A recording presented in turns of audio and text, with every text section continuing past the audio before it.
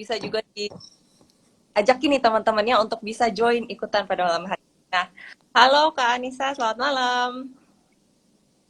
Halo, selamat malam teman-teman semuanya. Oke, nah mungkin sambil menunggu teman-teman pada join, izinkan saya untuk memperkenalkan diri sebentar. Halo good people, saya Meliana dari One On Co yang pada malam hari ini akan bersama teman-teman semua dan Kak Anissa selama 1 jam ke depan. Dan apa sih hari ini yang kita mau bahas? Pasti udah pada ngeliat juga, udah pada mungkin bahkan siapin catatan buat dengerin tips-tips nih dari Kak Anissa. Oke, nah mungkin sebelumnya izinkan saya untuk memperkenalkan One On Co terlebih dahulu ya Kak Anissa ya. Oke, nah One On Co sendiri merupakan kita ekosistem di bidang kesehatan yang bergerak dalam onkologi, yaitu mungkin bahasa awamnya kanker. Jadi mungkin teman-teman lebih familiar dengan bahasa kanker. Nah, kami di sini memberikan total solution untuk bagi teman-teman yang mungkin informasi, perlu informasi-informasi tentang dokter, berita-berita non-hoax tentunya, karena sekarang penting banget itu. Nah, kita punya 4 pilar nih teman-teman. Yang pertama adalah deteksi dini, yang hari ini kita akan membahas bersama pentingnya deteksi dini itu bersama Kanisa, dan tentunya bagaimana sih caranya supaya kita bisa mempersiapkan itu dengan baik.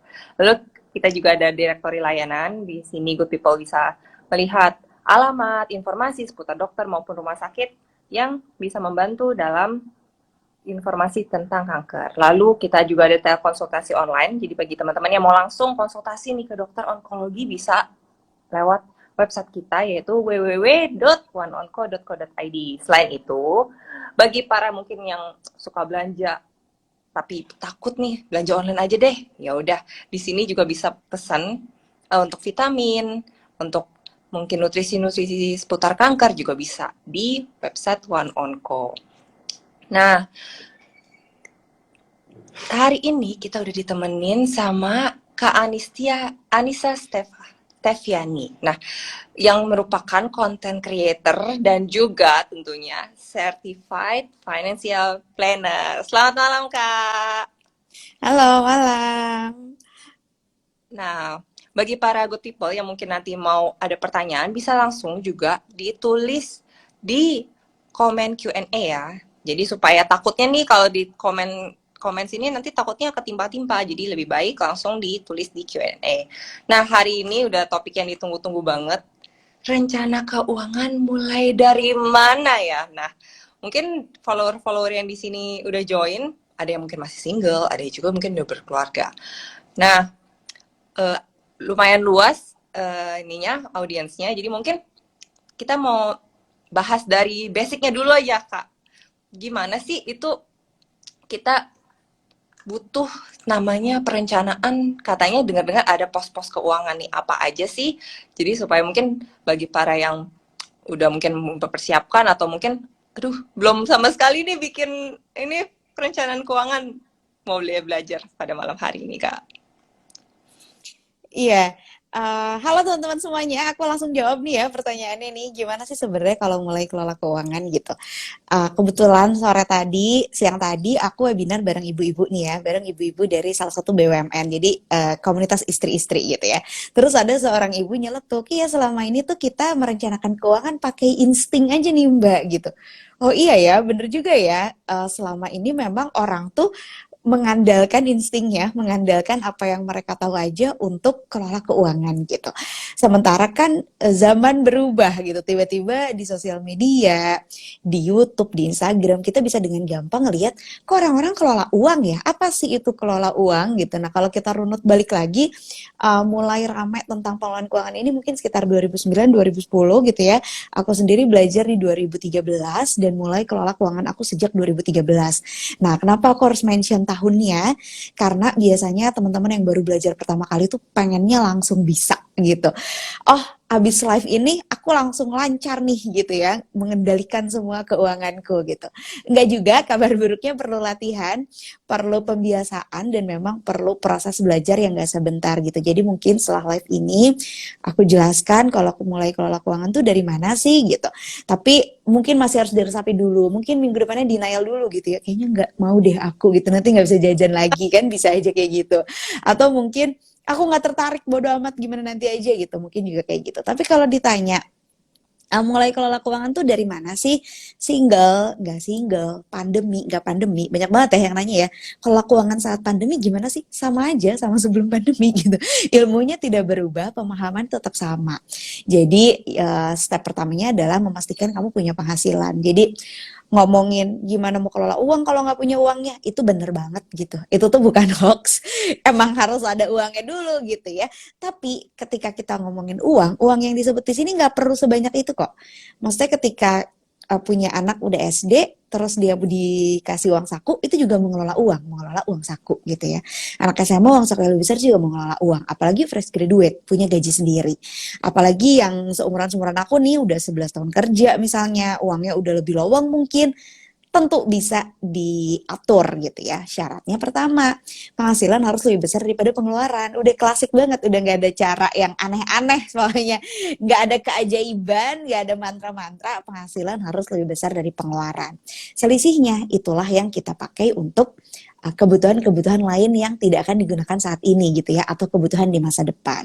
Nah, tapi masa depan yang dimaksud juga luas ya. Masa depan tuh yang mana? Apakah nanti saat pensiun? Apakah 2 tahun lagi gitu, kayak tadi sore aku dapat DM, Kak, THR-ku tuh selalu habis, soalnya aku tuh banyak banget maunya gitu. Pengen beli ini, pengen beli itu, pengen beli ini, pengen beli itu. Iya wajar kalau banyak maunya, tapi punya nggak uangnya gitu kan? Selalu kembali ke sana gitu. Nah, jadi setelah memastikan penghasilannya cukup, yang kedua adalah semua manusia pasti pernah ketemu kondisi darurat ya. Kalau followers aku kayaknya udah hafal mati banget nih. Aku selalu menekankan dana darurat gitu ya. Dana darurat ini penting, kenapa? Karena kita nggak tahu kapan akan ketemu si kondisi darurat ini. Tiba-tiba aja gitu muncul nih kondisi yang kita bilang sebagai kondisi darurat. Nah, pesanku harus bisa bedain yang mana darurat, yang mana yang didarurat-daruratin gitu ya. Kalau misalnya ternyata uh, kamar mandi mampet gitu ya kan, ada aja lah hal-hal kayak gitu ya kalau di rumah mampet Ya, jadi nggak ada bisa mandi. tiba-tiba meluap terus, aduh kenapa di kamar mandinya mampet? Iya gitu kan, itu kan darurat ya, kamar mandi nggak bisa dipakai gitu, itu adalah kondisi darurat. Tapi ada juga kondisi yang daruratin, kayak akhir tahun kemarin tuh ramai banget semua orang liburan, darurat banget rasanya, aku juga perlu self healing dengan liburan gitu ya, FOMO aja, padahal itu nggak darurat ya, itu bukan kondisi darurat dan nggak bisa pakai dana darurat gitu. Makanya ketika menyiapkan dana darurat harus dengan kesadaran dulu bahwa ini untuk kondisi darurat yang kalau tidak dilakukan sekarang maka kehidupanku terganggu gitu. Kalau ibu-ibu aku suka kasih contohnya, mesin cuci rusak bete gitu ya, jadi harus ke laundry, jadi harus cuci pakai tangan, boleh beli mesin cuci pakai dana darurat. Magicom rusak, boleh beli Magicom pakai dana darurat.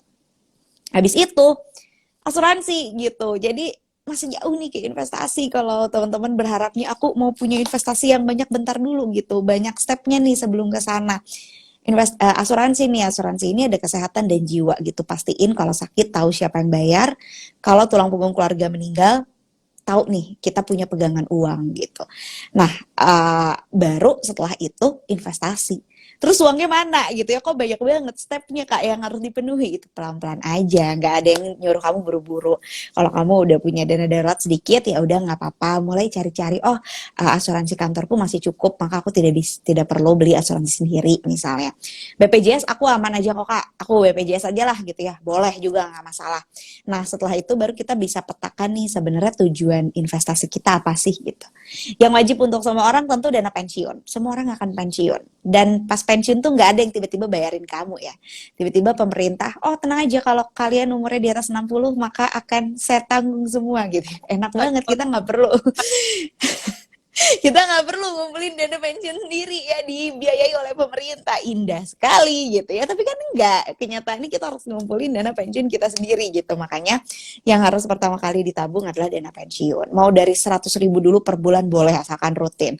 Yang penting kita ada sense bahwa aku sedang menyiapkan pensiunku gitu. Ada perasaan bahwa aku sadar bahwa hidupku tidak hanya di hari ini tapi juga di masa pensiun nanti. Nah setelah itu terserah deh, bebas mau beli rumah kayak mau beli mobil, nggak apa-apa. Tapi kalau kalian skip dulu nih, jadi nggak punya dana darurat, nggak punya asuransi, tiba-tiba beli rumah habis-habisan gitu ya, nggak nyesain tabungan sedikit pun. Nanti pas rumahnya perlu maintenance tuh kayak tadi, kayak tiba-tiba kamar mandinya mampet lah atau toiletnya mampet, mau pakai uang apa gitu. Ujung-ujungnya kita jadi berutang atau ujung-ujungnya kita jadi pakai uang bulan itu ngirit-ngirit jadi makan mie instan terus gitu ya karena kita nggak pegang dana darurat. Jadi jangan dibolak-balik, prioritasnya harus selalu sesuai prioritas yang tadi ya. Penghasilan cukup, dana darurat, asuransi, baru investasi. Oke, nah berarti iya sih tadi penting juga ya, maksudnya dana pensiun, apalagi lagi heboh juga nih sandwich generation apa segala macam. Ya kita juga harus nabung ya untuk diri kita sendiri gitu. Nah, Kak, tadi mungkin udah ada sih sedikit tips and triknya. Tapi kan sebenarnya kan tadi bisa dibilang, aduh kok kayaknya nggak bisa healing nih, nggak bisa ini. Nah kalau dari Kak Anissa sendiri nih, tips and triknya gimana sih Kak supaya rencana keuangan yang udah kita rencanakan bener-bener terjalan sesuai rencana nih. Mm-mm. Jadi yang berat tuh adalah kok kita ternyata banyak mau dan gak punya uang ya, itu kan ya. Menyadari bahwa uang kita nggak cukup untuk semua keinginan kita gitu. Nah, kesadaran di situ yang diperlukan sih bahwa oh iya aku memang banyak mau tapi uangku belum cukup gitu. Oh iya aku memang keinginanku sangat banyak tapi ya semua orang bebas punya keinginan tapi kalau mau diwujudkan jadi kenyataan ya realistis uangnya mana gitu kan. Nah, makanya ketika ditanya gimana nih kalau jadi nggak bisa healing gitu. Nah, healing ini sebenarnya perlu uangnya cuma ke satu tempat, yaitu ke psikiater gitu atau enggak ke psikolog. Jadi kalau kamu memang benar-benar niat untuk healing, kamu merasa punya masalah mental, melarikan dirinya tuh bukan dengan belanja atau dengan makan. Kan ada ya orang yang jadi makan mulu gitu karena stres, atau yang jadi belanja mulu karena belanja bikin aku bahagia. Bahagianya berapa lama sih gitu?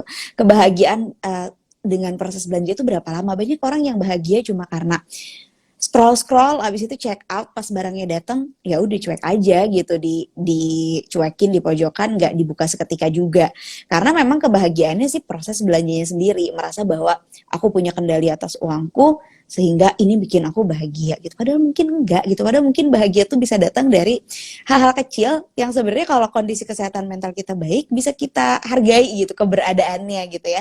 Suami tiba-tiba beli minum, anak peluk-pelukin itu tuh sebenarnya tuh bisa gitu bikin kita bahagia, cuma karena kita terpapar oleh hal-hal lain jadinya ya merasa kebahagiaan itu kalau udah liburan kemana, merasa kalau kebahagiaan itu kalau udah punya mobil apa gitu, dikaitkan dengan hal-hal yang sifatnya tuh uang gitu, padahal kan belum tentu juga itu bikin kamu lantas selalu bahagia gitu. Makanya again kalau mau healing satu-satunya pengeluaranmu adalah ke psikiater atau ke psikolog ya, yang lainnya itu bukan healing. Oke, sebenarnya juga merencanakan keuangan juga butuh diri kita sendiri untuk kita bisa mungkin self love kita juga ya, maksudnya kita bisa tahu nih, kayak tadi misalnya Kak Anissa bilang sebenarnya apakah memang itu belanja bener-bener bisa bikin kita bahagia long term. Nah itu mungkin kita bisa mencari tahu lebih dalam nih dalam topik itu nanti. Oke Kak, tadi kan sempat di-mention nih tentang dana darurat. Nah dana darurat itu ada yang bilang berapa kali, harus berapa kali pengeluaran. Nah itu gimana sih Kak Anissa? Ada yang bilang Nonton bahagia drakor healing. Betul. Nonton drakor, kalau drakor yang gak di pressing tuh healing banget. Kalau drakornya di pressing makin stres gitu ya. Yang ada kok malah jadi baper ke bawah-bawah mimpi segala gitu ya. nggak muncul nih nunggu 1 minggu gitu ya. Iya. Nah itu kalau itu menguji kesabaran. Kalau itu ya itu belajar sabar, itu nggak apa-apa. Oke, jadi dana darurat itu kan kalau kita lihat di sosmed harus sekian kali, kalau nikah 6 kali gitu, kalau punya anak 9 kali, belum apa-apa males kan ya kalian semua mendengarnya gitu. Gimana caranya nih gue punya 12 kali karena punya anak 2 misalnya gitu. Jadi gimana caranya kita kumpulin itu pelan-pelan tapi targetnya tahu gitu, targetnya adalah ideal karena anakku 2 targetku 12 kali. Nah target ini nggak perlu dicapai dalam 3 bulan ke depan juga kok gitu, maksudnya mungkin butuh proses yang panjang dan itu nggak apa-apa. Jadi Target pertama adalah 1 kali pengeluaran bulanan, misalnya gajinya 5 juta, pengeluarannya 4 juta, target kita pertama 4 juta dulu deh gitu. Nanti setelah 4 jutanya kekumpul, baru kita sambil nabung yang lain sambil kumpulin lagi si dana daruratnya. FYI, aku aja butuh 6 tahun untuk kumpulin dana darurat ideal, karena di tahun ketiga aku pakai semuanya untuk bersenang-senang, untuk healing ya aja. karena waktu itu karena waktu itu rumahku kecurian dan aku capek, ngapain lah aku ngumpulin uang gitu ya kalau akan dicuri-curi juga gitu. Jadi aku habisin, aku ulangi lagi ngumpulinnya, jadi akhirnya baru ideal tuh di tahun ke-6. Nah, itu nggak apa-apa juga kan, proses pengelolaan keuangan, ngumpulin dana darurat, itu bukan sesuatu yang harus linear gitu, nggak mesti kayak gitu, bisa jadi kamu turun dulu, drop dulu karena ada sesuatu, terus kamu bisa semangat lagi gitu, jadi prosesnya tuh akan jadi sangat panjang. Dan ini juga bergantung sama kestabilan pekerjaan kamu, kalau misalnya kamu ASN, dan merasa betah gitu ya, nggak akan berhenti jadi ASN selamanya, maka tandanya penghasilan kamu stabil kan, ya 3 kali aja cukup lah gitu, nggak usah sampai 9 kali segala gitu. Yang jelas ketika kamu punya lebih banyak tanggungan, menanggung orang tua, menanggung mertua, menanggung adik yang sedang kuliah gitu, usahakan punya dana darurat lebih banyak. Kenapa? Karena kondisi darurat mereka adalah kondisi daruratmu juga gitu. Ketika adik yang kuliah motornya rusak, sementara motor itulah alat transportasi dia ke kampus, ya kamu harus benerin, itu kan pakai dana darurat kamu gitu. Jadi disesuaikan sama kestabilan pekerjaan dan jumlah tanggungan. Kalau misalnya kerjaannya kayak aku nih nggak tentu gitu ya, penghasilannya tidak tetap, nah itu diusahakan punya lebih banyak, karena asumsinya kita bisa hidup kalaupun bulan depan kita nggak kerja sama sekali gitu, atau nggak 3 bulan kita nggak kerja sama sekali, kita masih punya simpanan uang.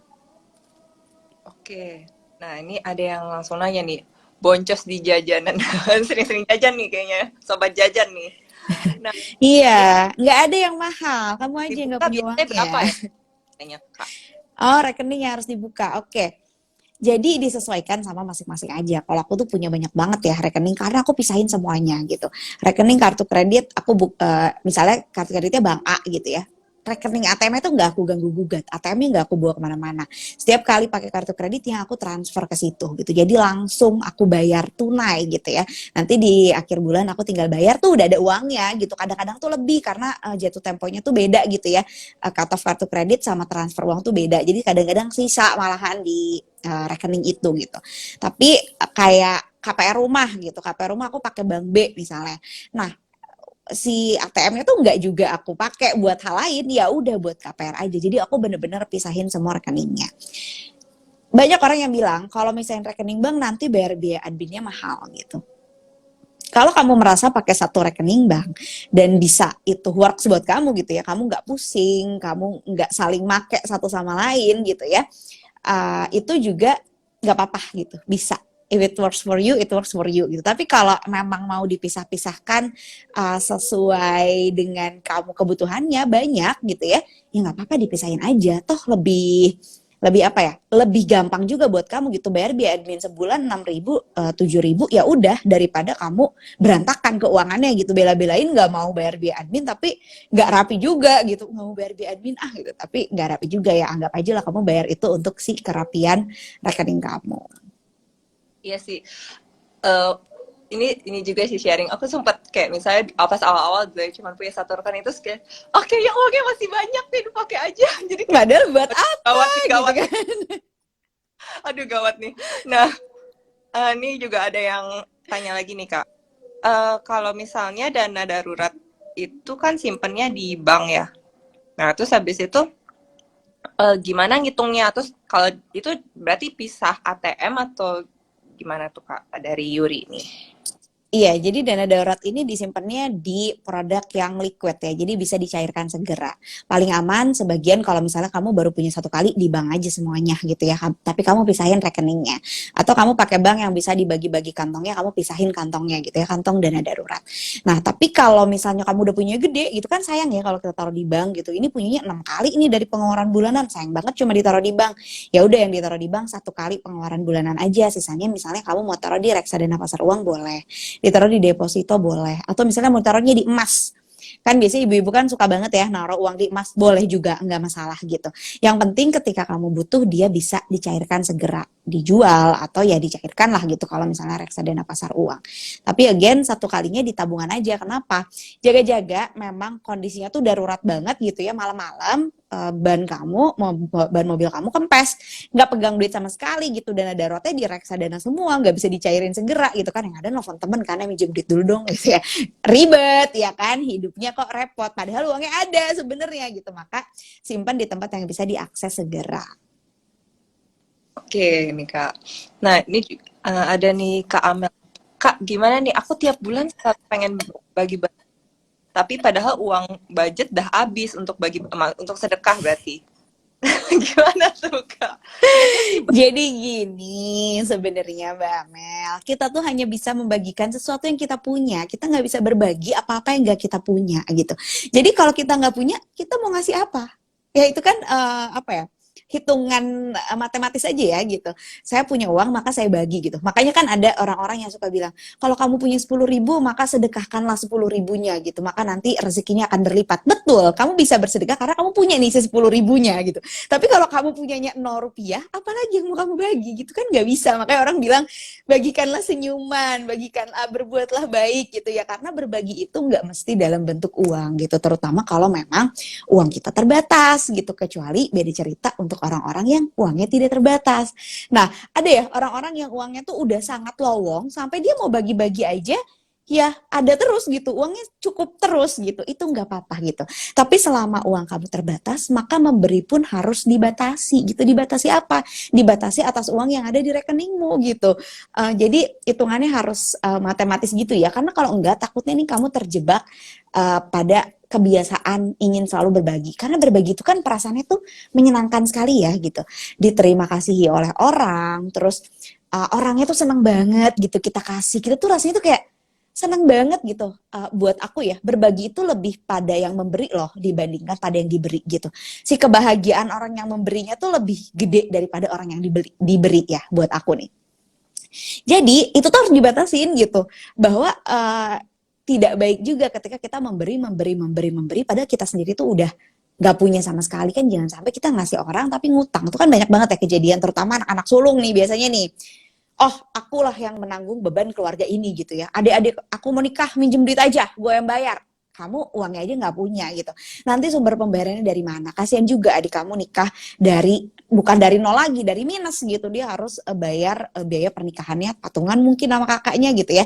Makanya jangan membagikan apa-apa yang nggak kamu punya gitu.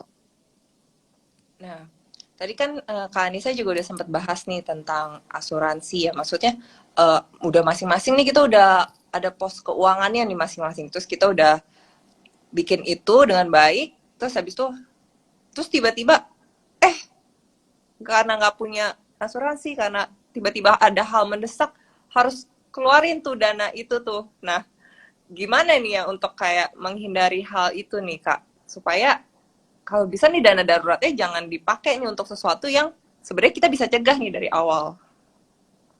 Oke, jadi ini kita ngomongin semacam masuk ke topik deteksi dini ya, Mbak Meli ya. Jadi banyak banget hal-hal yang sebenarnya bisa dicegah yang bikin kita nggak jadi bangkrut ya. Salah satunya adalah nih kalau kesehatan, misalnya asuransi ya. Kita tuh bisa banget loh beli asuransi sebelum sakit sehingga saat sakit udah dia yang bayarin gitu. Kita nggak tahu bakalan sakitnya kapan ya kan. Kita nggak tahu tiba-tiba sakit dan perlu ke rumah sakit nggak punya uangnya gitu. Nah makanya kalau agen-agen asuransi bilang gitu ya, dan aku juga sih sendiri menyarankan beli asuransi itu saat sehat gitu. Karena orang tuh baru menyadari kita perlu asuransi saat sakit ya kan. Pas sakit nggak punya asuransi, repot nih gue bayarnya gitu. Nah belinya justru saat sehat, saat belum sakit. Karena kalau udah sakit belum tentu asuransi kesehatan kamu di-approve loh gitu. Belum tentu bisa diterima loh si asuransi kamu gitu, karena kamu udah ada kondisi terlebih dulu gitu. Nah makanya biar itu nggak disesali, kita beli asuransinya di saat masih sehat gitu. Sama juga orang yang meninggal gitu ya, kalau kita ngomongin asuransi jiwa, nggak berasa tuh kita butuh uang untuk asuransi jiwa sebelum si suami kita meninggal misalnya.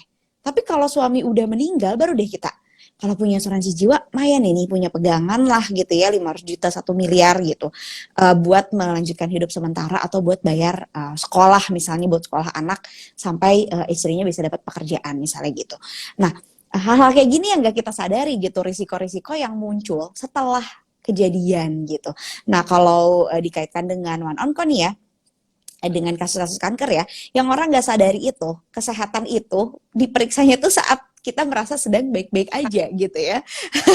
Ini aku bilang kemarin sama Mili, aku pernah bahas juga nih sama dokter gigi. Dokter gigi bilang makanya dicek 6 bulan sekali biar belum terlalu parah sehingga kita bisa kasih tindakan segera gitu. Kalau udah terlalu parah jadinya mahal. Dan itu tuh bukan hanya terjadi pada dokter gigi sebenarnya. Dokter mata juga gitu ya. Kita periksain mata anak karena misalnya anak ada keturunan mata minus, kita periksain kalau memang ternyata benar minus, kita langsung bisa kasih tindakan gitu.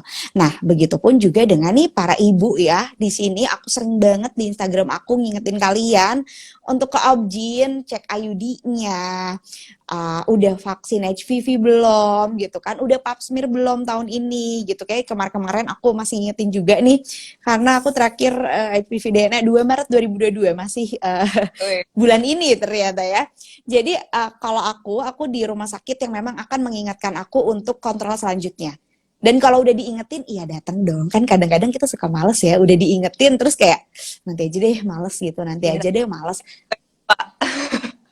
Padahal lupa udah gitu emang effortnya tuh kan luar biasa ya ke rumah sakit itu ya, harus jalan keluar, abis itu kita juga nunggu dokternya lama, dokternya ada operasi dulu, aduh gitu. Tapi kalau nggak kita lakukan horor gitu, bisa malah jadi kejadian yang lebih besar dan padahal bisa dicegah sama si deteksi dini gitu. Nah kalau buat perempuan deteksi dini itu kan sebenarnya bisa sadari. Kalau aku pakai aplikasi ya, aku sebenarnya nggak tahu buat sadari itu sebenarnya di minggu keberapa setelah main satu apa, tapi aplikasiku akan ngasih notifikasi gitu kayak waktunya untuk sadari gitu kan. Itu juga deteksi dini paling mudah ya untuk kanker payudara. Nah tapi kalau kanker leher rahim nih ya kan, ribet. Kenapa? Karena ke dokternya mager, abis itu nggak nyaman ya, harus pap smear, harus USG transvaginal misalnya. Orang-orang tuh kayaknya tuh mendingan nggak usah deh gitu kalau nggak perlu gitu. Nah padahal kalau aku selalu encourage, ayo deh at least setahun sekali kalian pap smear gitu. Atau kalau misalnya setidak nyaman itu untuk pap smear, kalian ambilnya HPV DNA aja, jadi nggak perlu tiap tahun gitu kan.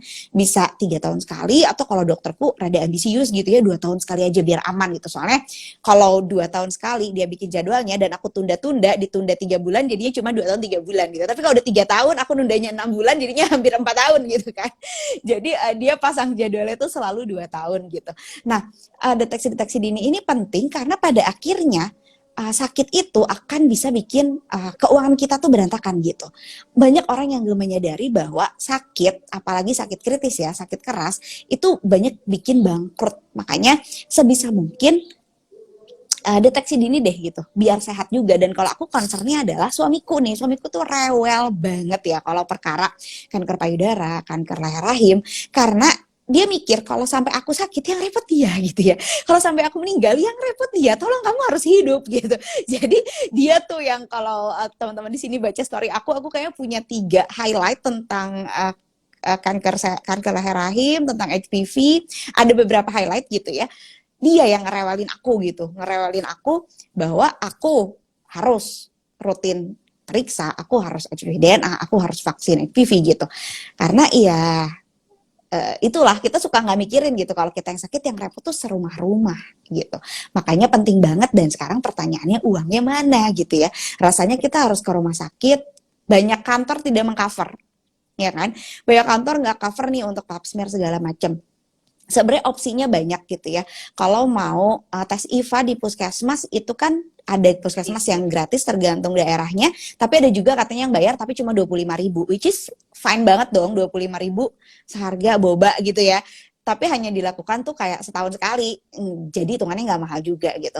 Atau pap smear kalau misalnya di rumah sakit terlalu mahal karena ada biaya dokter kan bisa dilakukan juga di lab gitu.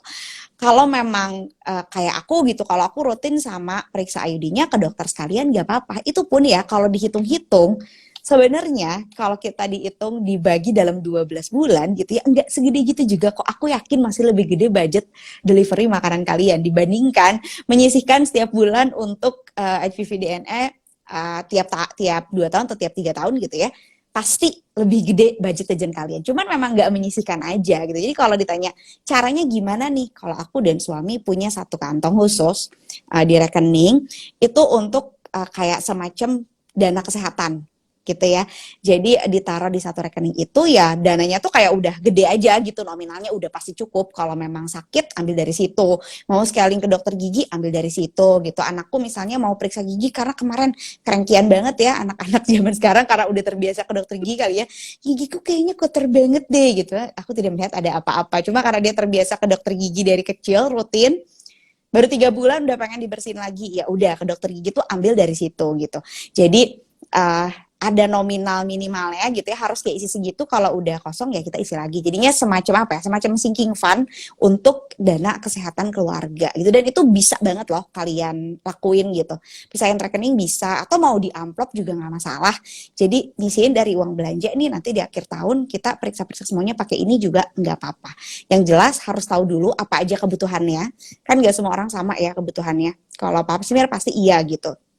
Tapi ada juga yang ke dokter gigi iya, ada juga yang ke dokter mata enggak gitu. Kalau aku sekeluarga ke dokter mata juga nih tiap tahun, jadi ada budget tambahan. Nah itu bisa kita pisahin juga, karena gini deh, kita ngumpulin uang buat masa depan, tapi badannya nggak sehat juga gimana gitu ya. Kita ngumpulin uangnya jadi buat apa kalau kitanya sendiri juga nggak sehat gitu. Makanya ketika aku sudah mulai lowong ya, aku menyadari ketika kondisi keuanganku semakin lowong kok uang aku tetap habis-habis juga ya. Oh ternyata karena aku semakin concern pada kesehatanku gitu.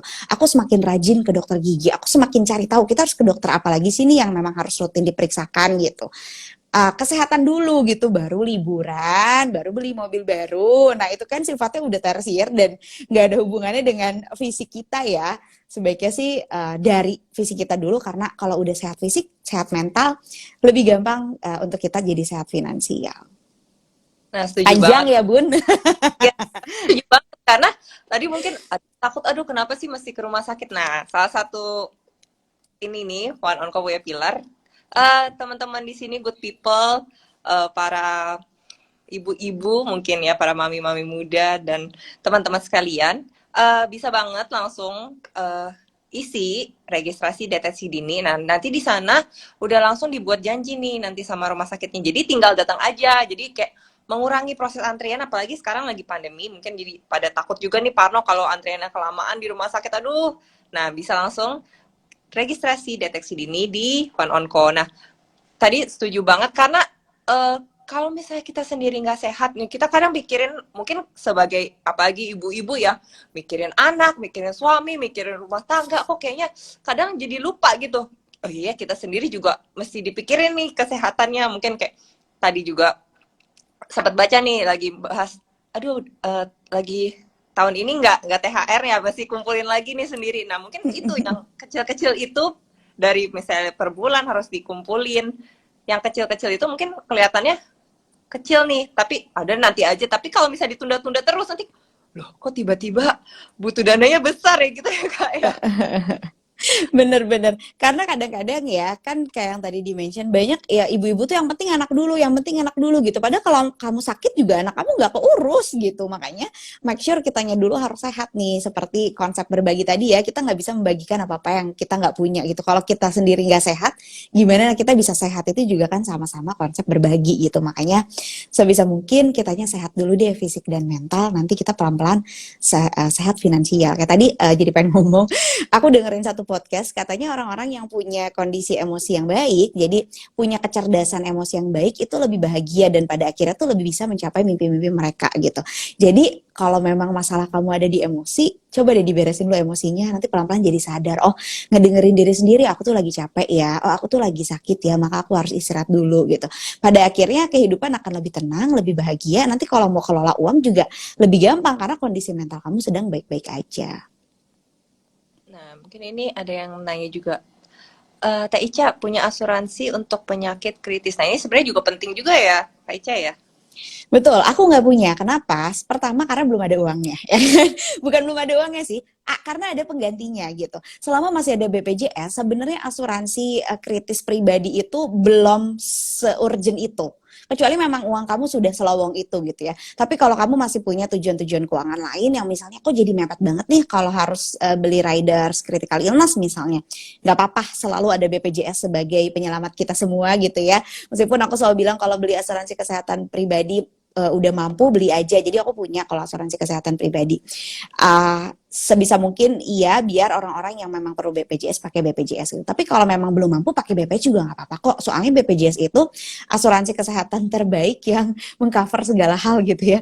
Ini kita udah sakit aja daftar tuh di cover gitu kan. Mana ada asuransi kesehatan lain kayak gitu. Cuman ya kalau prosesnya panjang, prosesnya bikin elus dada, ya wajar karena asuransi lain nggak mau nge-cover itu gitu. Jadi dimaklumi aja gitu ya.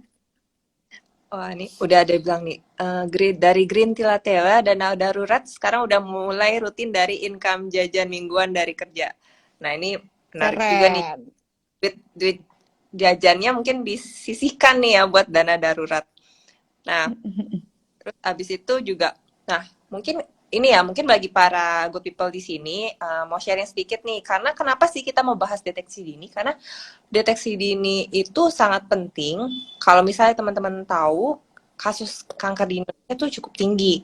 Nah, salah satunya khususnya untuk wanita, nah kanker serviks itu menduduki peringkat kedua nih, dan kanker payudara menduduki peringkat pertama. Jadi sebenarnya itu bisa dicegah banget. Jadi kanker mungkin ada yang bilang, aduh kanker kok tiba-tiba bisa kanker ya? Apa jangan-jangan genetik atau keturunan atau gaya hidup, lifestyle, makannya nggak benar. Nah sebenarnya dibanding semua faktor resiko itu, dua dua kanker ini yaitu misalnya payudara dan juga serviks itu yang paling bisa dicegah, karena kanker serviks itu sebenarnya berasal dari virus HPV. Nah, kenapa sih makanya tadi dibahas juga untuk deteksi dini. Ada IVA bahkan yang gratis dari pemerintah, Pap smear juga, dan ada HPV juga.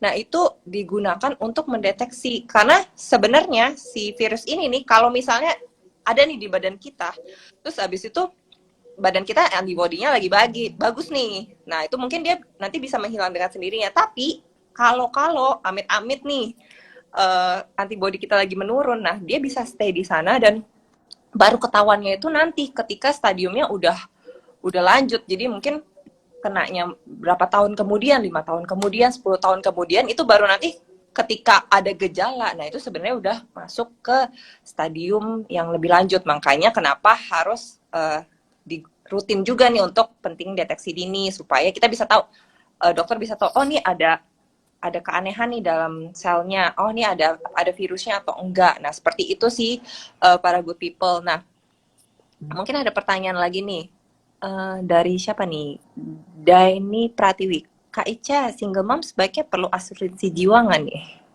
Justru perlu banget ya, karena apalagi kita jadi tulang punggung satu-satunya di keluarga ya, justru perlu banget asuransi jiwa gitu, sehingga ketika kalau sampai kita juga meninggal dan anak masih kecil, anak tuh punya pegangan gitu.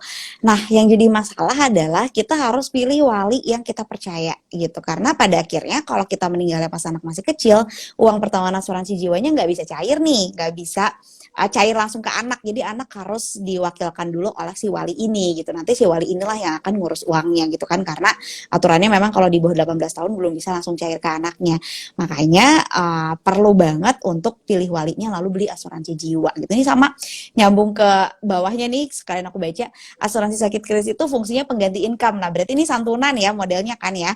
Ketika kita sakit kritis dapat santunan gitu. Aku memang gak punya dan gak pernah cari tahu juga gitu ya. Biasanya agen-agen asuransi lebih paham ya soal hal-hal ini.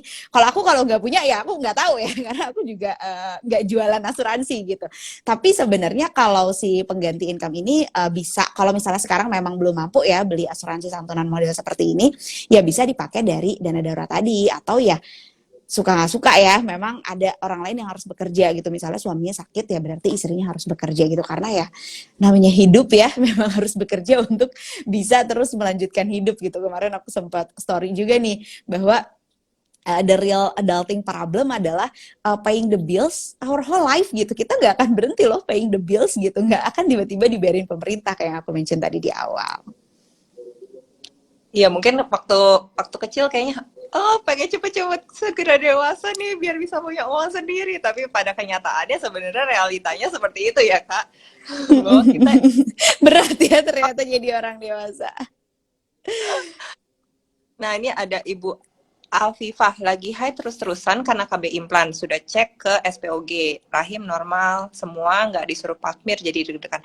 Puji Tuhan kalau misalnya udah cek nih ya ke dokter, mungkin karena lagi pendarahan, jadi belum bisa untuk pap smear nih Bu. Kalau misalnya untuk pap smear itu biasa nanti ditunggu nih setelah selesai pendarahan, maksudnya nanti akan dokternya lihat, oh bisa nih untuk di pap smear. Jadi mungkin kalau lagi masih pendarahan atau lagi haid itu mungkin memang belum bisa, mungkin bisa seminggu setelahnya baru cek lagi nih ibu kalau mau pap smear.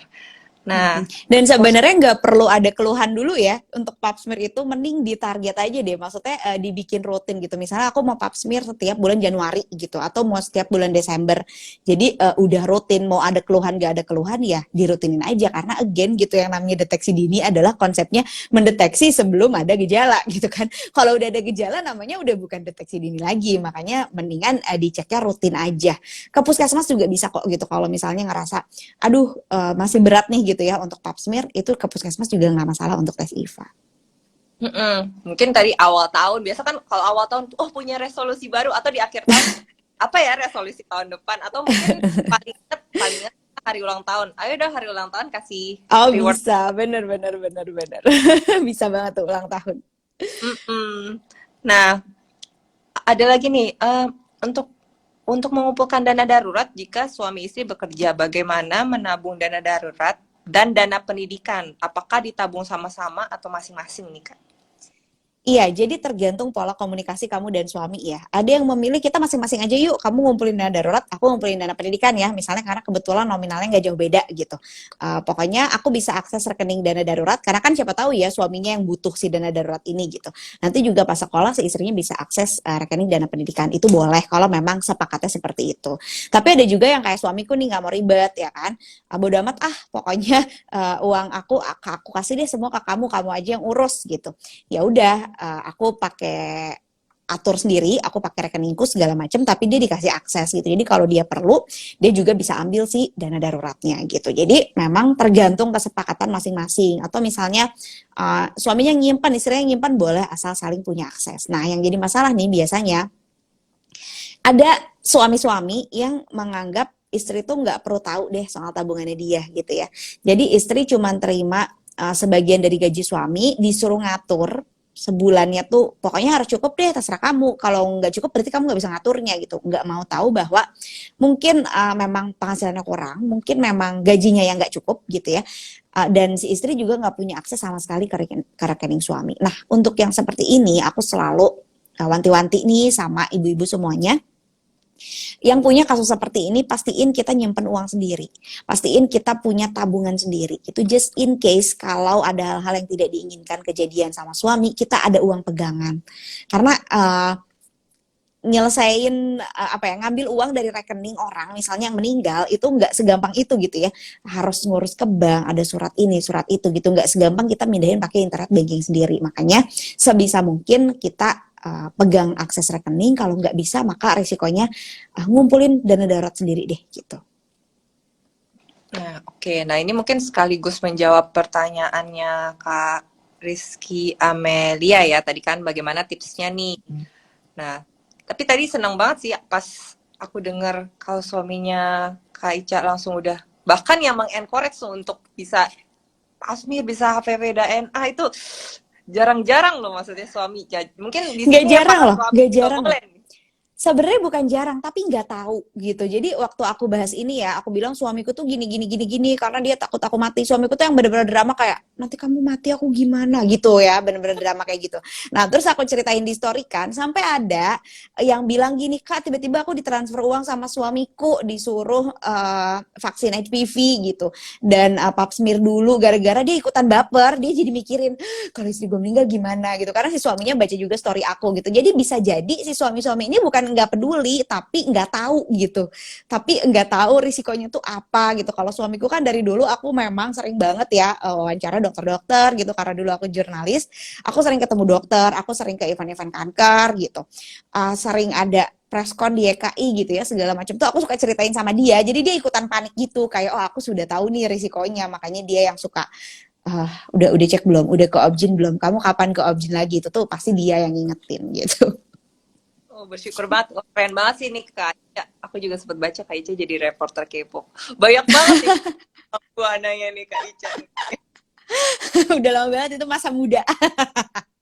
Iya nih, aku ingat juga dulu sempat ngejar-ngejar ini juga beli flashlight, beli konser. Aduh. Oke, ini out of topic. Oke, mari kita kembali lagi. Nah, ada nih Kak Puput Pratiwi nih. Wah, harus siapin anggaran periksa kesehatan ya, harus berkala. Ya betul banget ya, setuju. Karena ya untuk apa kita bekerja keras, tapi at the end malah kita lupa kesehatan kita, malah kita nggak bisa menikmatinya ya nggak Kak? Jadi ketika bicara mahal murah ya soal kesehatan kan banyak orang yang bilang segitu tuh nggak mahal tahu lebih mahal lagi kalau sakit gitu. Sebenarnya kan nggak bisa ya bilang kayak gitu. Ya mahal di saat ini ketika uang kita nggak cukup gitu. Kalau memang uang kita nggak cukup namanya mahal gitu kan. Kalau uang kita cukup dan lebih namanya murah gitu. Jadi kita nggak bisa tuh meremehkan orang lain dengan bilang nggak semahal itu kok misalnya bisa kok bisa gitu ya kalau memang harganya mahal gitu seperti contohnya ke dokter gigi misalnya gitu ya memang mahal gitu kan nggak bisa dipermurah lagi karena memang batas bawahnya segitu gitu meskipun ada opsi pakai BPJS tentunya gitu tapi kalau si konteksnya adalah kanker leher rahim gitu tes AIFA, pap smear, HPV DNA itu beneran nggak semahal itu karena ya banyak opsinya gitu bahkan yang gratis aja ada gitu ya dan bisa dilakukan yang gratis pun bisa dilakukan secara berkala jadi tinggal di kesadaran dirinya aja bahwa apakah aku akan berjalan ke puskesmas hari ini gitu untuk memeriksa leher rahimku atau enggak gitu kan cuman itu aja modalnya gitu enggak mesti ada yang lain kalau memang ngerasa belum ada uangnya sama sekali gitu kita ada opsi yang gratis gitu kalau memang enggak deh aku mau sekalian cek yang lain cek IUD atau sekalian konsul kan ada aja ya kadang-kadang kalau kita lagi panik gitu ya kan aku suka gitu misalnya kalau lagi biasa-biasa aja tuh ada flag misalnya terus inget oh iya ini gara-gara pakai IUD ada flag nggak panik gitu tapi kalau kita lagi banyak masalah apa segala macam ada flag aja panik nih kenapa nih gue kenapa nih stres nggak atau apa gitu kan suka jadi pengen sekalian ke objin aja gitu untuk menenangkan nanti si objin cuma akan bilang iya nggak apa-apa ibu itu kan dari IUD gini oh iya gitu kalau mencari ketenangan itu juga ya nggak apa-apa sih nggak masalah kalau memang ada uangnya gitu ya jangan sampai maksain jangan sampai jadi berutang juga gitu karena banyak ya orang yang memaksakan diri biar bisa keep up gitu sama hal kayak gini tapi akhirnya berutang gitu ya jangan sampai juga sih karena jadinya repot sendiri kamu bayar utang untuk hal-hal yang sebenarnya ada opsi gratisnya gitu. Oke, nah Kak, ini aku izin menjawab untuk ini nih pertanyaannya Sea 25. Mau Aku nanya nih stuck Kak. nih ininya komentarnya nggak bisa jalan lagi dia. Oh, oke. Aku bacakan aja ya. ah, Mau ah, nanya sama vaksin HPV ini khusus yang udah menikah kalau masih single perlu atau enggak? Nah, mungkin aku bantu jawab. Untuk vaksin tentunya untuk yang semuanya sih, khususnya apalagi bisa mulai dari umur 9 tahun ya. Jadi itu kalau misalnya dari 9 tahun ke di bawah 15 itu nanti akan ada 2 kali dan itu udah kalau nggak salah udah masuk pemerintah nih punya. Nah, iya di sekolah biasanya. ke atas, nah atau mungkin udah seksual aktif itu bisa 3 kali biasanya untuk vaksin nih. Nah untuk Pap-smear sendiri itu disarankan untuk yang sudah seksually aktif. Nah jadi kalau misalnya udah seksually aktif disarankan untuk Pap-smear nih bisa cek supaya tahu juga nih bagaimana kesehatan diri kita sendiri. Nah terus ada mungkin apakah Kak Ica mau tambahkan? Jadi kalau vaksin HPV itu kalau di sekolahan aku tuh rutin gitu dari puskesmas anak perempuan kelas 5 ya, kelas 4 5 6 apa gitu ada jadwalnya. Memang harus vaksin dari puskesmas. Aku nggak tahu tapi kalau di daerah lain, kalau di Jakarta iya gitu. Nah, terus juga kalau udah tadi seksual aktif pap smear dulu baru kita vaksin gitu ya. Tapi kalau memang belum seksually aktif boleh kok langsung vaksin asal memang belum pernah aktif berhubungan seksual itu boleh langsung vaksin gitu. Jadi nggak apa-apa langsung vaksin pun nggak masalah. Jadi nantinya nggak usah ngulang lagi ya nanti mungkinnya pas udah lama banget gitu. Sama satu lagi fun fact doang sih ini nggak ada terlalu hubungan ya. Di negara-negara maju vaksin HPV DNA ini cowok juga dikasih gitu kan. Kayak untuk Betul. ngurangin si penyebarannya gitu. Terus aku nanya kan sama dokterku, dok kenapa sih di sini nggak cowok-cowoknya juga gitu nggak divaksin? Terus sedih banget kata dokternya, karena cakupan vaksin buat perempuannya aja belum nyampe. Jadi kita utamakan dulu untuk perempuan kayak Oh, kita tinggal di negara berkembang. Ayo ibu-ibu, kita semua vaksin biar kita bisa lebih sehat lagi, bisa lebih maju lagi. Nanti tinggal cowok-cowoknya nih ikutan vaksin juga. Kayak regulasi ini ya, waktu vaksinasi COVID nih, awal-awal kayak, aduh kayaknya nggak mau vaksin, terus lama-lama, oh yaudah deh vaksin, tahu-tahu ya vaksinnya kurang nih. Nah, kurang lebih mungkin seperti itu. Iya, Jadi benar-benar benar. awareness, mungkin kita harus terus bangun awareness ya di masyarakat Indonesia, baik itu vaksin maupun pemeriksaan pap smear. Nah, ini mungkin Audia Riaf nih juga, pemeriksaan leher rahim dilakukan sama yang udah menikah aja atau mulai dari umur berapa? Nah, untuk pemeriksaan leher rahim, which is itu mungkin IVA, pap smear, HPV ya. Nah, itu dilakukan untuk yang tadi udah seksually aktif. Itu mau menikah ataupun belum, nah itu seksually aktif nih kata kuncinya. Jadi bagi good people yang sudah bisa mulai memeriksakannya. Sedangkan kalau vaksin itu mau dari single juga bisa gitu ya. Nah, ini ada pertanyaan lagi nih. Kalau misalnya vaksin HPV kalau udah pernah 3 kali harus diulang lagi nggak sih? So far sih nggak perlu diulang lagi kalau udah 3 kali. Nah, yang penting abis vaksin bukan berarti terbebas nih. Jadi vaksin itu tidak membebaskan, sama nih seperti vaksin COVID tidak membebaskan dari COVID. Jadi harus tetap deteksi dini juga. Kalau misalnya tadi ya balik lagi, begitu ada budgetnya tentunya ya, kalau misalnya masing-masing orang berbeda ya. Nah, mungkin Jadi vaksin itu ini deh aku tambahin dulu. Jadi vaksin itu mengurangi risikonya karena kanker itu kan hubungannya sama risiko ya. Seberapa tinggi faktor risiko kita gitu. Jadi kanker bukan genetik, tapi kalau ada genetik faktor risikonya semakin tinggi gitu. Bukan karena makanan, tapi kalau makanannya tidak baik faktor risiko kamu semakin tinggi. Nah, vaksin juga sama nih. Kalau memang kamu sudah vaksin itu ngurangin risiko kamu kena kanker gitu. Bukan berarti jadi nggak bisa kena sama sekali ya, sama kayak vaksin COVID lah bener. Itu tuh pas vaksin COVID tuh aku kayak ini orang-orang nggak ngerti konsep vaksin ya dari dulu kayaknya begini deh konsep vaksin. iya, mau imun di bocah juga kayaknya kalau udah kok masih bisa kena. Justru itu supaya mencegah tidak. Tapi nggak apa-apa. Justru lebih baik bertanya kan ya daripada sesat di Benar, jalan. benar. Mungkin waduh bentar lagi nih udah mau nggak 1 jam nih. Nah, ada yang tanya dari Bu Enda Fajarwati. Kaica, yang termasuk dana darurat itu pengeluarannya apa saja sih digunakannya? Mungkin yang tadi ya benar-benar darurat tuh apa aja sih, bukan yang di darurat kan? Yang darurat itu adalah sesuatu yang terjadi darurat dan kamu nggak bisa melanjutkan hidup tanpa itu kejadian dan gak ada hubungannya sama badan kamu gitu. Kalau ada hubungannya sama badan kamu bukan pakai dana darurat, kamu pakai asuransi ya. Kayak tadi aku mention kalau sakit ya pakainya asuransi gitu. Tapi kalau WC mampet ya pakainya dana darurat gitu. Banyak banget kondisi-kondisi darurat yang ternyata kita tuh perlu ya gitu setelah kita punya dana daruratnya. Oh ternyata ini ya fungsi dana darurat gitu. Perkara ternyata ada om kita meninggal di kampung, jadi mendadak harus pulang kampung. Kalau nggak punya dana darurat, mau pakai uang apa gitu. Jadinya bisa jadi pakai tabungan sekolah anak atau pakai tabungan yang direncanain buat umroh misalnya dipakai mudik dulu gitu. Nah itu fungsi-fungsi dana darurat yang memang kondisinya tiba-tiba banget nih, darurat banget nih, nggak pernah kita rencanain nih. Atau kita bisa sering bilang dengan apes banget nih bulan ini gitu. Charger handphone tiba-tiba rusak lah pas beli kok mahal banget gitu. Atau kita kerja dari handphonenya rusak, jadi kita harus beli lagi yang baru. Itu juga kan sebenarnya bisa dibilang darurat gitu, apalagi yang hubungannya sama pekerjaan. Oke, udah dijawab banget nih sama Kak Anissa ya. Nah, ada yang bilang waktu mau nikah ada syarat khusus vaksin HPV. Nah, ini oke banget nih. Jadi bisa juga mencegah, karena kenapa sih pemerintah mulai dari anak usia 9 tahun, karena tentunya efektivitasnya lebih tinggi ya kalau misalnya belum pernah berhubungan seksual. Seperti itu kurang lebih. Nah, harga rata-rata pasmir. Nah, itu mungkin tergantung nanti daerah dan rumah sakitnya ya, Ibu Lastiti. Nah, mungkin kalau mau lihat-lihat boleh juga nih di website kita www.oneonco.co.id. Nah, mungkin kalau misalnya kita juga ada sama rumah sakit, ada juga kerjasama, ada juga diskon nih. Mungkin bisa dicek di Instagram kita juga ada. Nah, seingatku sih kalau di lab 300 ribuan gitu deh. Kalau di Jakarta ya. Lebih besar harga sepatu kalian bukan? Lebih mahal. Cuma 1 tahun sekali lah.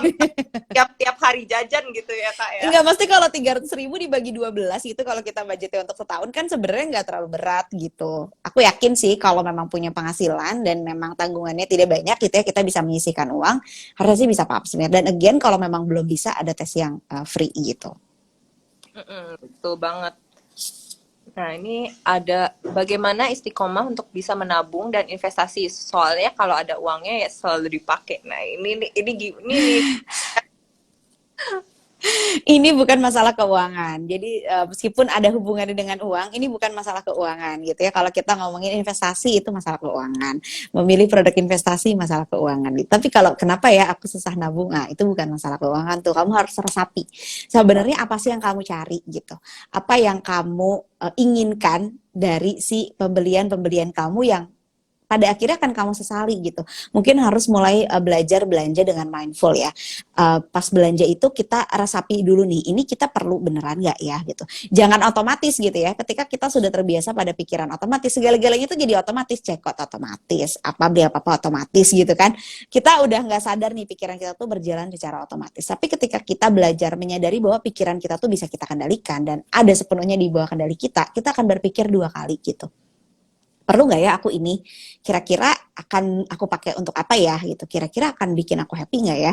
Kira-kira akan bikin aku lebih menyenangkan nggak ya menjalani hari? Kan bisa aja ya kayak aku nih content creator, ketika beli handphone baru tuh rasanya kayak aku semangat sekali bikin konten gitu ya, karena ternyata lebih smooth segala macam, storage-nya masih kosong apa segala macam. Nah itu kan bisa gitu kamu jadikan pemikiran ulang. Gimana nih kalau beli sesuatu itu memang dengan mindful gitu seperlunya. Biasanya ya kalau beli barang itu orang masih bisa lebih pikir 2 kali. Tapi kalau beli makanan nih pasti ya sobat jajan seperti aku gitu kan. Beli baju 300.000 mikir-mikir ya, mahal gitu kan. Sekali jajan sekeluarga 300.000 cek aja karena aku suka makan gitu ya. Nah kalau itu terjadi, yang bisa membatasi kamu adalah kesadaran bahwa uangmu sebatas yang ada di rekeningmu gitu. Kamu boleh jajan sepuas-puasnya asal kamu punya uangnya gitu. Kalau nggak punya uangnya berarti nggak boleh jajan. Nah, kesadaran itu yang harus dibangun karena dari kecil tuh kita disuruhnya tuh nabung. Waktu SD kan dikasih buku tabungan kecil ya, nabung di sekolah, nabung di celengan, di sana sini nabung. Gak ada yang ngajarin cara kita belanja, gak ada yang ngajarin kita cara belanja yang baik gitu. Belanja tuh buat apa sih? Beli sesuatu tuh buat apa sih? Gak ada yang ngajarin kita. Makanya pas udah gede punya uang sendiri, nggak pengen nabung, udah seumur hidup nabung, saatnya aku belanja gitu kan jadinya. Nah, makanya sebisa mungkin diresapi lagi deh, aku tuh kenapa ya? Aku punya masalah lain kah? Lagi ada di lingkungan yang circle yang memang ngompor-ngomporin untuk belanja kah? Ada loh yang kayak gitu. Alah 100.000 doang gitu. Padahal kita nggak punya uangnya gitu. Jangan lagi gitu ya, hindari bikin boundaries bahwa aku nggak bisa ada di tempat seperti ini. Atau mungkin lagi bete sama suami kan jajan-jajan juga gitu. Lagi sebel sama bos jajan-jajan juga. Ya diselesaikan akar masalahnya supaya masalah keuangannya bisa jadi ikut terselesaikan juga. Nah, masalah ngomong-ngomong jajan, nih aku juga mau promo sedikit nih Kak ya. On call lagi ada giveaway nih. Mungkin yang lagi ikutan bisa nanti langsung lihat ke giveaway-nya One on Call. Kita mau bagi-bagi 1 juta untuk 5 orang, yaitu saldo elektronik kan lumayan banget nih. Apalagi mungkin sekalian mau entah buat jajan, entah buat nanti langsung cek pasmir, bisa banget nih. Kalau menang kan lumayan. Nah bisa banget ikut di komen di giveaway-nya One on Call. Nanti bisa komen jawaban yang benar, tag 3 temennya, dan juga jangan lupa follow One on Call ya. Siapa tahu duit jajannya bisa nambah nih dari giveaway-nya. Nah, mungkin yang terakhir sekaligus take home message sharing. Teh, Pasmir sakit nggak sih Teh? Gimana? Sorry agak putus-putus. Ada yang tanya dari Emma, Pasmir sakit nggak sih Teh? Sekalian mungkin kali buat penutup nih. Jadi sakit apa enggak itu tergantung kalian masing-masing ya. Kan ada orang yang bilang, alah gitu doang manja gitu, nggak sakit, nggak usah didengerin. Kalau memang kalian merasa itu sakit, perasaan kalian valid gitu. Mungkin memang kamu merasa tidak nyaman dan mungkin memang kamu tidak suka gitu ya. Ada orang ngubek-ngubek down there gitu ya. Jadi nggak apa-apa kalau kamu merasa itu nggak nyaman, merasa itu sakit, merasa itu ngilu. Ya udah, bilang aja ke diri sendiri, iya ini memang sakit dan aku tidak suka ini, tapi aku harus melakukannya ini anyway gitu. Jadi kalau yang aku suka bilang ke anakku nih, takut boleh tapi tetap harus dijalani gitu. Rasa takut itu bukan jadi penghalang kita untuk tidak melakukan sesuatu. Ya takut mah takut aja, tapi dokternya suruh ngangkang ya udah ngangkang aja gitu kan. Jadi beda ceritanya, tak takut lalu menghindar, tapi dibandingkan takut lalu dihadapi. Takut boleh tapi hadapi. Ngilu iya, ya udah iya memang ngilu kok gitu. Nggak usah jadi kayak Allah gitu doang, Allah nggak sakit kok, enggak juga sih kalau memang nggak nyaman ya nggak nyaman gitu. Karena kan beda-beda ya. Apalagi kalau HPV DNA tuh ngambil sampelnya lebih banyak ya, itu jadi kayak lebih lama, tapi ya udahlah gimana lagi, emang harus dilalui kok. Oke, nah mungkin tadi udah juga di-sharingin nih bagaimana tadi Kak Ica Pap smear, dan juga tadi udah juga dikasih tahu gimana sih tips and triknya cara keuangan, udah ada pos-posnya udah dijelasin. Nah, bagaimana nih balik lagi nih ke kitanya sendiri untuk kesadaran kita, gimana kita bisa tadi ngerem yang mungkin belum penting ya, harusnya masuk dana darurat, harusnya pos-pos keuangan yang lain bisa dialokasin malah nanti buat healing dan lain-lain. Nah, itu mungkin kita sendiri nih yang harus mengerem, punya punya kegigihan untuk mengumpulkan dana-dana itu. Nah, mungkin sekian nih IG Live malam hari ini.